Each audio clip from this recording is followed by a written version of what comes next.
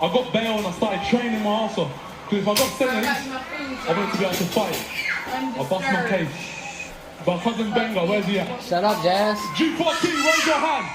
I'm stealing this Usyk, sorry. But it's because the fucking passion we put into this shit, man. Guys, I'm telling you, this guy, to beat me tonight, maybe I could have done better. But it shows the levels of hard work he must have put in. So please, give him a round of applause as our heavyweight champion of the world. Woo! Motherfucker. I'm not a 12-round fighter. Look at me. I'm a new breed of heavyweights. All them heavyweights, Mike Tyson, Sonny Liston, Jack Dempsey. Oh yeah, you don't throw combinations like Rocky Marciano. Because I ain't fucking 14 stone, that's why. I'm 18 stone, I'm heavy. It's hard work. This guy here is a phenomenal talent. We're gonna cheer for him 3 times. Well, how many belts you got now, bro? 5. Hip hip! Hip hip! Hip hip! Hip hip! Hip hip! What's up, YouTube? It's me, Average Josh from the Average Josh Podcast, coming back at you again with another video. And today we're going to discuss the Oleksandr Usyk versus Anthony Joshua 2 fight that took place last night in Saudi Arabia. Now, watching this fight, it was a great fight, but the fight went basically exactly how I and everyone else who was like a decent boxing analyst expected it to go. If you go back and you look at my first prediction video I made about the fight, you would have saw that I said this: most skilled and best heavyweight boxer in the world. So with that being said, coming in this next fight, I don't believe that the strategy for Anthony Joshua to be able to overcome Oleksandr Usyk shouldn't be to improve on his boxing skills. It should be to come into this fight wanting to utilize his size and physicality. And I also said this: you wouldn't have to look too far back into heavyweight history to see how when you take that really great proper boxing skill set and combine it with more of an aggressive, physical American style of an approach, what you get is someone who could become a legendary fighter. And you can see that back when you look at people like Tyson Fury or Lennox Lewis. As you see that when Tyson Fury got Sugar Hill Stewart and then Lennox Lewis got Emmanuel Stewart, they were able to elevate their game to a new level by teaching them the nuances of actually using their body and using their size as a weapon to overwhelm their opponent. They took them from just being proper boxers and showed them how to be proper bullies. And sometimes when you're fighting a really great boxer, you're not going to beat him by boxing. You're going to have to beat him by bullying him.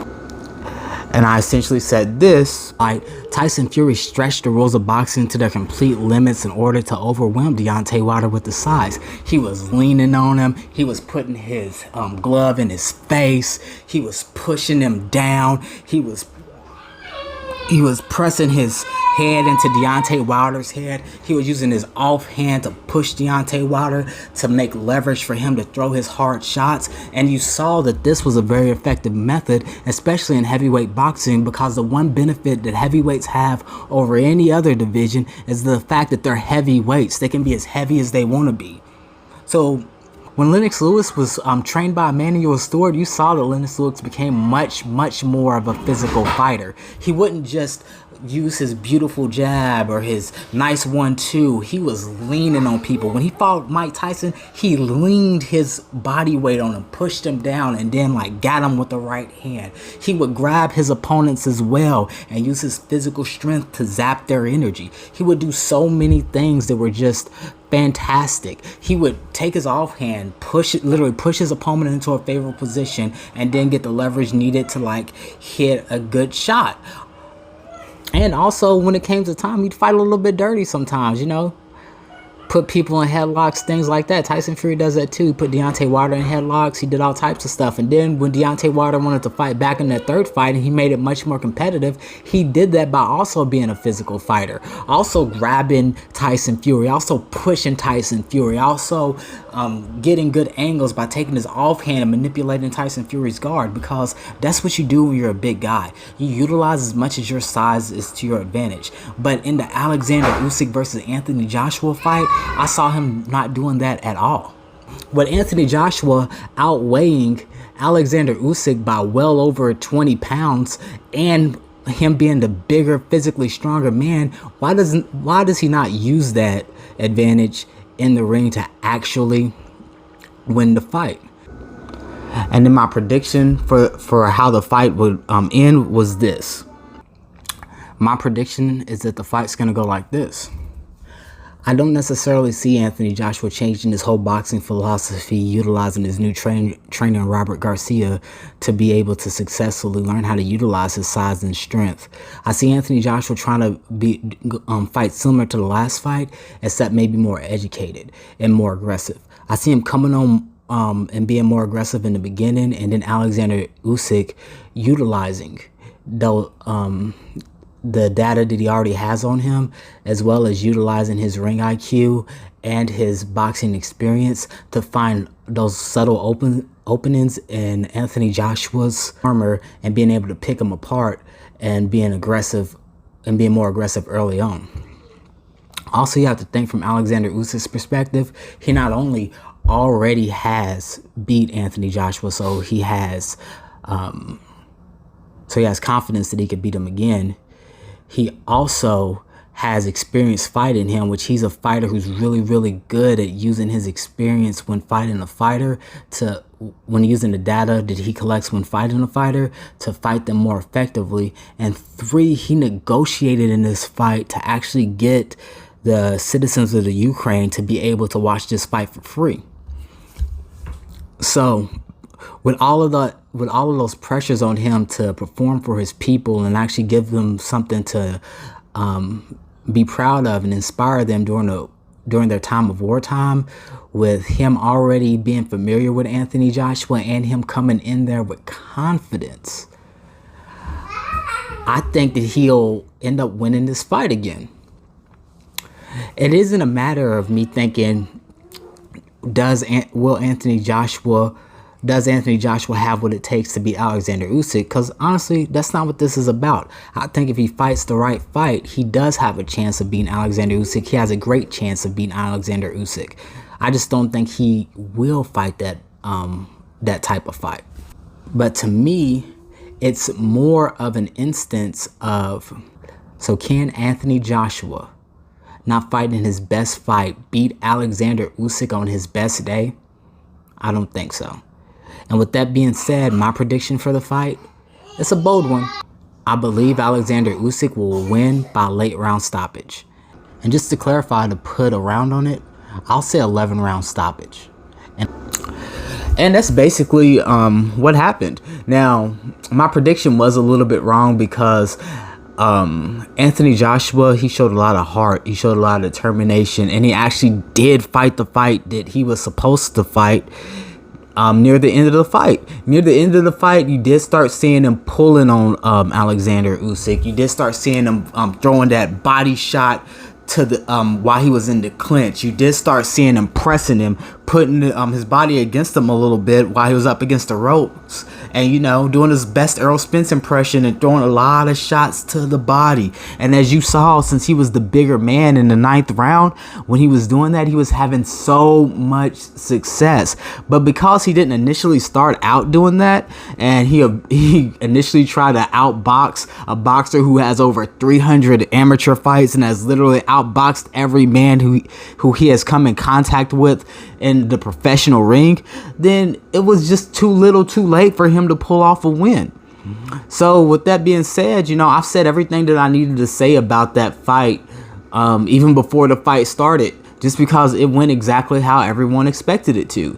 And And even the commentator sounded like he was repeating things from my video, saying that Anthony Joshua needs to be, he's bullying Oleksandr Usyk in this next round. That's what he needs to do. He needs to bully him and not be a boxer. And I literally said that, but it's not because that I'm some great boxing mind, or he watched my video, or he could read my mind or anything. It was simply because it was painfully obvious that that was the approach that Anthony Joshua needs to take. And I put a little bit of the blame, and I put quite a bit of the blame on his cornerman for telling him, oh, you should keep throwing out that jab. You should keep fighting tall, they were telling him in those beginning rounds, when he absolutely should not have done that. If I was in Anthony Joshua's corner, the instructions that I would have given him were this. I would say, bro, I want to see you lose a point by the 6th round. I want to see you lose a point. You should have already lost a point for pushing this man. You should have already been threatened to lose a point for throwing him to the ground. You should have already been like on top of him. You should have already been doing what you were doing, pulling his head down and punching him to the body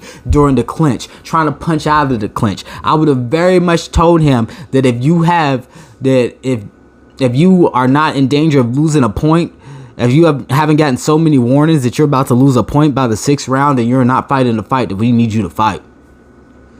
And then his trainer, Robert Garcia, he said that I've trained a lot of fighters, and I want AJ to come out boxing. I don't want him to come out reckless and come out really pressing his opponent.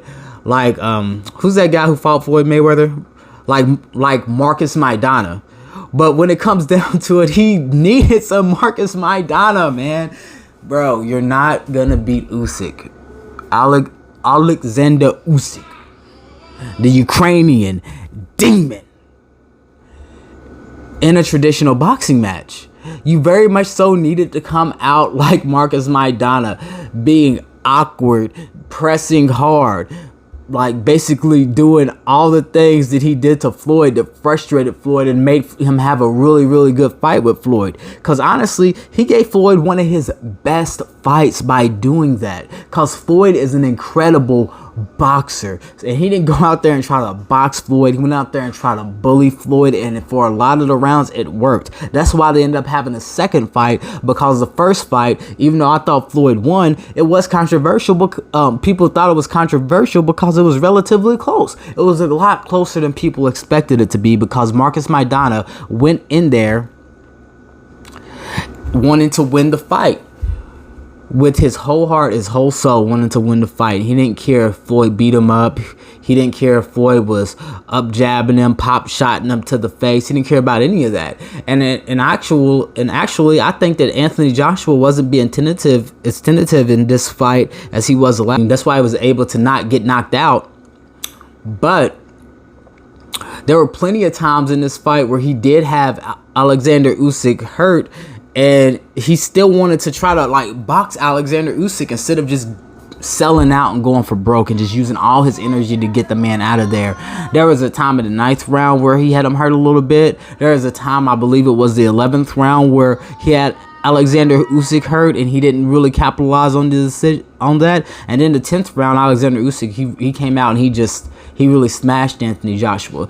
And when the fight first started, you saw more of the same from the last fight. Anthony Joshua, except Anthony Joshua had a little bit more educated movement, and I said that in my prediction video. I expected him to come out and do similar things as he did last time, but be a little bit more educated in it, and it being a little bit more effective. But when it came down to it, Oleksandr Usyk already had a lot of his tendencies downloaded, and he just used those tendencies to thoroughly outbox Anthony Joshua, even more so than he did in the last fight.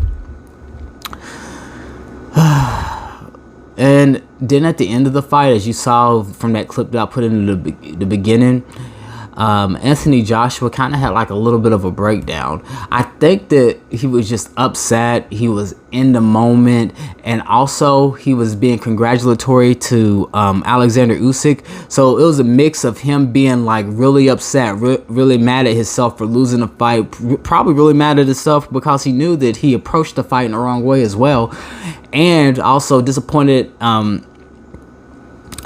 and the fact that he knows that he lost twice, so there's really no redemption or coming back from this fight, and him beating this guy. It was a hard pill to swallow.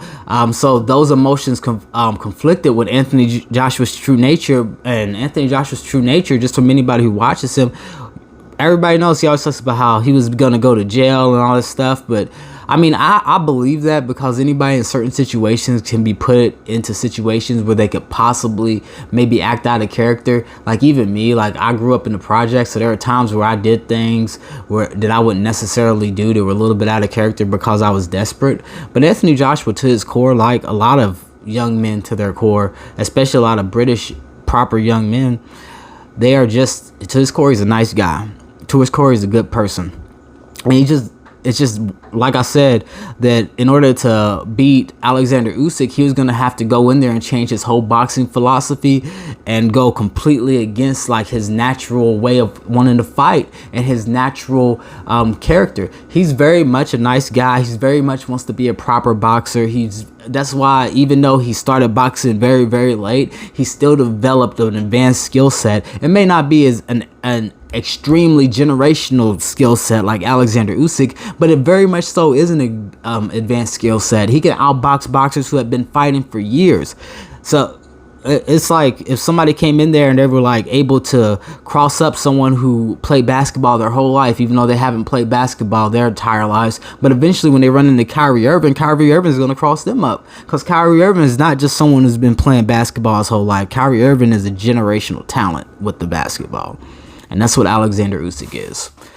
And honestly, I don't really know what Anthony Joshua can do from here, because I don't really see him beating Tyson Fury. Honestly, if Tyson Fury were to fight Oleksandr Usyk, I think Tyson Fury would come out on top, because Tyson Fury will fight the fight that Anthony Joshua should have fought, which is not trying to use his boxing skill as much, but trying to use his body way more. He would have did what Anthony Joshua was attempting to do in those later rounds, especially in the ninth when he had some success, and then later on in the fight where he was doing it, but he was too tired to really successfully execute it. He would start doing that from round one. He would be pushing the hell out of Oleksandr Usyk. He'd be neck wrenching him. He'd probably come in there with some gloves with very little padding in them, because when it comes down to it, at Tyson Fury's core, even though he talks all this stuff about God and this, at Tyson Fury's core, he's a fucking demon. He really is. Like, he is a drug addicted demon who's willing to do anything to win a fight. And he's battling with those demons, but that's who he is to his core. And honestly, I hope that Oleksandr Usyk and Tyson Fury do get in the ring, because you'll see one man with all of this incredible boxing skill who isn't afraid of anything, stepping up to his greatest challenge, which is this behemoth of a man who will literally do anything in that ring to win the fight. Anything. He'll wear gloves with little padding in them. He'll freaking neck wrench you. He'll do anything to win the fight. He's even gotten caught using performance enhancing drugs before and had a suspension for it. And then he blamed it on like boar meat or something. Because Tyson Fury, he'll do anything to win the fight. He's very much an old school type of fighter. Because those old school fighters, even though he doesn't fight nearly as much as people did back then, like the Alis and the Joe Fraziers and you know, and the Tysons, he doesn't fight nearly as much as those guys do. You know, the Jack Johnsons, the Jack Dempseys of the world. He doesn't fight nearly as much as them, but he very, very, very much embodies their spirit when it comes to, you know what, I'm going to get in this ring. I'm going to do whatever I have to do to win. I don't give a fuck if it's against the boxing rules. I don't give a fuck if I get hurt doing it. I don't care about any of that. I'm just going to win this boxing match by any means necessary. And I would love to see that. I would love to see what if, you know, Oleksandr Usyk could overcome that task. And even when he fought Derek Chisora was able to have some more success with Oleksandr Usyk than Anthony Joshua. Not because Oleksandr Usyk, it was one of his first fights coming up to heavyweight. It was simply because Derek Chisora was actually going to come out there and fight him. And and with Anthony Joshua, I'm not sure where he goes from here, because really the only big name left on the table for him to really fight, the only real big name, because he's already fought everybody. He has a great career. He's already fought everybody at heavyweight. Well, there's two names that he could fight. And one, regardless of how you feel about this man, because I know British people, especially people from the UK, they love to crap on his name. But Deontay Wilder, he could definitely fight Deontay Wilder. And I think Deontay Wilder, honestly, if he goes in there trying to outbox Deontay Wilder is going to sleep him. Because the only reason that the main reason that Tyson Fury was able to beat Deontay Wilder 3 times was the fact that he was able to take Deontay Wilder's punch. And I don't know if Anthony Joshua can take Deontay Wilder's punch. When Deontay Wilder put down Tyson Fury literally woke up that first fight. Literally woke up and got up. Am I seeing Anthony Joshua be put down to the canvas completely unconscious and being able to get up? Am I seeing Anthony Joshua bum rushing Deontay Wilder when he has a freaking staring down the barrel of a shotgun and not being tentative and just bum rushing him and fighting the physical fight that he didn't necessarily fight against Usyk against Deontay Wilder? Am I seeing him bullying Deontay Wilder with Deontay Wilder's size and strength like Tyson Fury did? But Tyson Fury came in heavier than anybody who Anthony Joshua has ever fought. Well, I guess with the exception of maybe Andy Ruiz, but Andy Ruiz was just fat heavy. Freaking Tyson Fury was big heavy, knew how to use his weight heavy, tall as crap heavy, leaning on you heavy, real heavy, fighting that Kronk gym style like Lennox Lewis. That's how he came out there. So do I see Anthony Joshua beating any of those guys? We already know he can't beat Usyk. Deontay Wilder fighting a shorter man, punching downhill, and them actually respecting his power and giving him space. That's a recipe for disaster. And he's improving his boxing skills a little bit. And even though it's obvious that Anthony Joshua is a superior boxer to Deontay Wilder as far as boxing skills, Deontay Wilder doesn't care. Because Luis Ortiz is, objectively speaking, a better actual boxer than Anthony Joshua. The only reason why Luis Ortiz's name isn't out there more is because people avoid fighting Luis Ortiz. And the only person he lost to was Deontay Wilder. And like I said, Deontay Wilder knocks out everybody he fought. He literally knocked out Tyson Fury. Tyson Fury just woke up.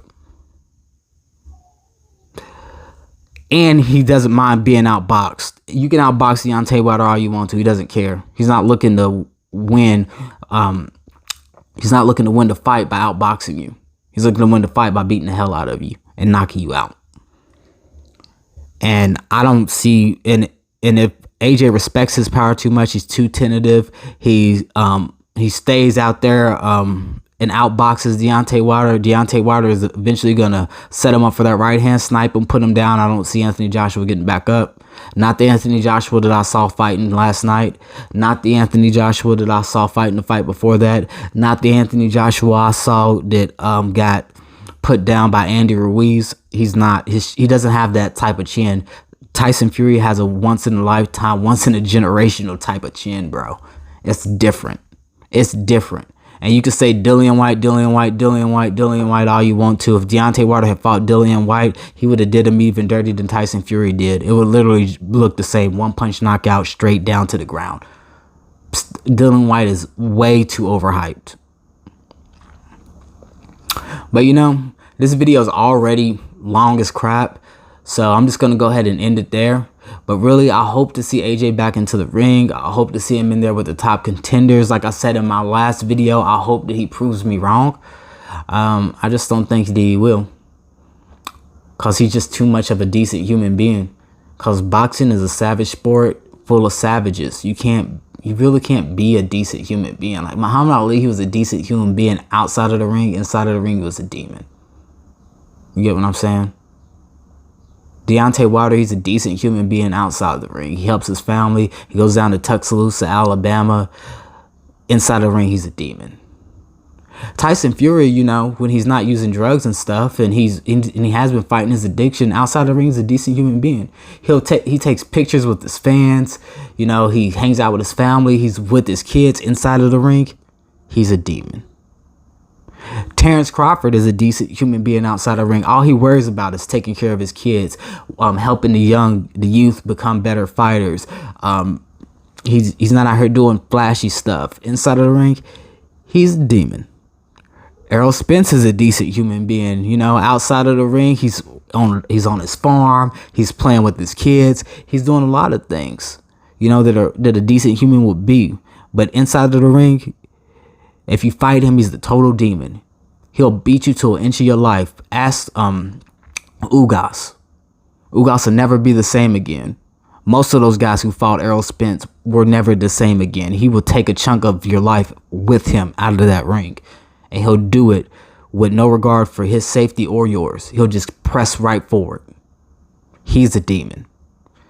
And if Anthony Joshua wants to continue in this sport full of savages, full of demons, he's going to have to sell a little bit of his humanity. He's going to have to sell a little bit of his safety. He's going to have to go for broke. He's going to have to fight dirty. He's going to have to fight more physical. He's going to have to go get someone like Emmanuel Sugar Hill Stewart or Derek James to really teach him how to bring that out of him, because he's not going to be able to outbox these expert boxers.